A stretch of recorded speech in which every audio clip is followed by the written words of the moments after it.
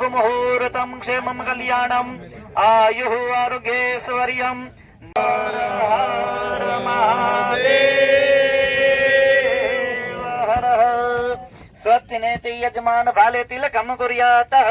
વકીલ શ્રી રમણીકભાઈ કોટડિયાના રાજકોટ ખાતેના ફાર્મ ખાતે શ્રી બલરામ ભગવાનના મંદિરનું ખાતમુહૂર્ત કરવામાં આવ્યું. નમસ્કાર, હું છું વાડિયાભાઈ ખુમાણ અને આપ જોઈ રહ્યા છો અમરેલી ટાઈમ્સ ન્યૂઝ. રાજકોટના જાણીતા એડવોકેટ રમણીકભાઈ કોટડિયાના ફાર્મ હાઉસ રાજકોટ ખાતે શ્રી બલરામ સેવાધામના નેજા હેઠળ એક ભવ્ય અને ભક્તિમય કાર્યક્રમનું આયોજન કરવામાં આવ્યું હતું. અહીં હમણાં જ શ્રી બલરામ ભગવાનના મંદિરનું વિધિવત ખાતમુહૂર્ત સંપન્ન કરવામાં આવ્યું હતું. મહત્વનું એ છે કે આ પ્રસંગે બાબરા તાલુકા ભારતીય કિસાન સંઘના પ્રમુખ ભાનુભાઈ પાનસરિયા અને સુરતથી ખાસ વધારેલા વિજયભાઈ પટેલ આ કાર્યક્રમમાં ઉપસ્થિત રહ્યા હતા. આ જગ્યા માત્ર એક મંદિર જ નહીં પરંતુ ખેડૂતોને જમીન રેકર્ડ અંગે યોગ્ય માર્ગદર્શન મળી રહે તેનું કેન્દ્ર બની રહેશે. છેલ્લા 1 વર્ષથી રમણીકભાઈ કોટડિયા દ્વારા પોતાના ફાર્મ પર ખેડૂતોને રેવન્યુ એટલે કે મહેસૂલને લગતા કાયદાઓનું નિઃશુલ્ક માર્ગદર્શન આપવામાં આવી રહ્યું છે. હવે અહીં ભગવાન બલરામનું મંદિર આકાર લેશે, જે આગામી સમયમાં ખેડૂતો અને શ્રદ્ધાળુઓ માટે આસ્થા અને સેવાનું એક મહત્વનું કેન્દ્ર બની રહેશે. આ પ્રસંગે 13મા તાલીમ કેમ્પના તાલીમાર્થીઓ બહોળી સંખ્યામાં તથા અન્ય મહેમાનો બહોળી સંખ્યામાં હાજર રહ્યા હતા. અહેવાલ વાડિયાભાઈ ખુમાણ, અમરેલી ટાઈમ્સ ન્યૂઝ, અમરેલી. હું રમણીકભાઈ કોટડિયા, આપ સૌ યુટ્યુબથી પરિચિત છો. આમ તો શરૂઆત કરું તો કોવિડ પૂરો થયો અને કોવિડની થોડીક એક લહેરખી લાગી ગઈ મને.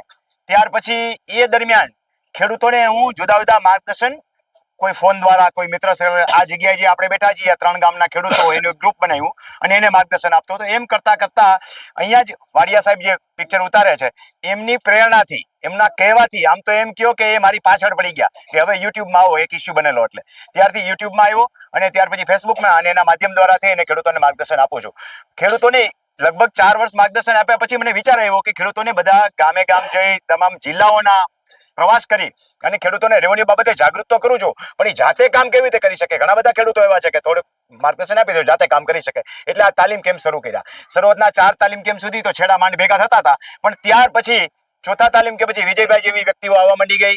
ડોનેશન તો દરેક વ્યક્તિ આપવા તૈયાર હતા જ, પણ વિજયભાઈ ને એક બીજા ભાઈ સિવાય કોઈનું ડોનેશન લીધું નહોતું.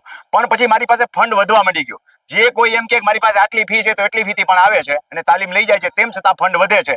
એટલે એક વિચાર કર્યો કે એક સંસ્થા બનાવીએ, જે સંસ્થાનું આપણે નિર્માણ કરીએ, જેની અંદર અનેક હેતુઓ છે. એક તો ખેડૂતો એ જગ્યાએ આવે, શ્રદ્ધાપૂર્વક આવે, ઘણા બધા વ્યક્તિઓ છે એના દુઃખ જે છે એ વ્યક્ત કરે છે, એમાંથી કાંઈક એને રસ્તો બતાવીએ. સાથે સાથે શ્રી કૃષ્ણ બલરામ જે છે એની ઉપર શ્રદ્ધા રાખે તો શ્રદ્ધાના આધારે એનો જે સમય છે પસાર થઈ જાય અને એ દરમિયાન આપણું કાનૂની માર્ગદર્શન મળ્યું હોય એમાંથી એનો ઉકેલ પણ આવે. બીજું એ વિચાર્યું કે ખેડૂતોના ઈષ્ટ દેવતા ખરેખર બલરામજી છે. એ સિવાય હજી પણ આપણે વિચારીએ કે જો કોઈ સંસ્થાનું નિર્માણ થાય તો એમાંથી જે વ્યક્તિઓ અહીંયા આવે, તૈયાર થઈ જાય. અત્યારે લગભગ નહીં તો મેં 101 વ્યક્તિઓને તો એવા તૈયાર કર્યા છે કે જે મારા જેટલું નોલેજ ધરાવે છે, એમ કહીએ તો જરાય ખોટું નથી. એ આવી વ્યક્તિઓ ગામે ગામ જાય અને એ ખેડૂતોને મદદરૂપ થાય. એ આવા અનેકવિધ હેતુથી આ સંસ્થાનું નિર્માણ કરવા જઈ રહ્યા છીએ. પ્રતિક રૂપે આપણે ભગવાન બલરામજીનું મંદિર બનાવીએ છીએ. અનેક હેતુઓ છે મારા.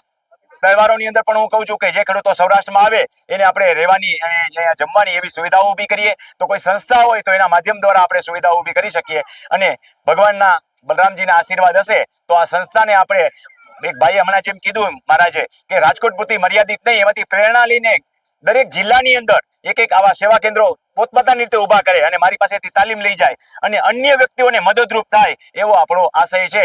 શ્રી ભગવાન બલરામની જય. ભગવાનની જય. ગૌ માતા કી જય. જય જવાન, જય કિસાન, જય જવાન, જય કિસાન. તો અત્યારે આપણે ખેડૂતો બધા ભેગા થયા છે અને ખેડૂતોમાં કોઈ જ્ઞાતિ જાતિ એવા ભેદભાવ આવતા નથી. ખેતી કરતો હોય ખેડૂત, પછી ગમે તે જ્ઞાતિ હોય અને એનું વર્ચસ્વ આપનાર હોય તો આપણા ઈષ્ટદેવ ભગવાન બલરામ, અને એ ભગવાન બલરામ હળધારી હતા. અને હળધારી અત્યારે કોણ છે? જગતનો તાત ખેડૂત.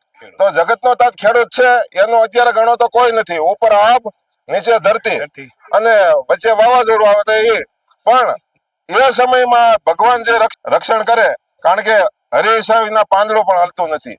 અને જગતનો તાત શા માટે કીધો હે કે જગતનો તાત એટલા માટે કહેવામાં આવ્યો છે જે અન્ન પકાવીને વિશ્વને ખવડાવે છે, જે પશુપાલનની સેવા કરીને દૂધ ભરણ પોષણ થાય છે, એટલે માટે જગતનો તાત છે. પણ તે હોશિયારો છે, પણ હજી ભવિષ્ય એવું આવશે કે જે જગતનો તાત જ ખરેખર જગતનો તાત હશે.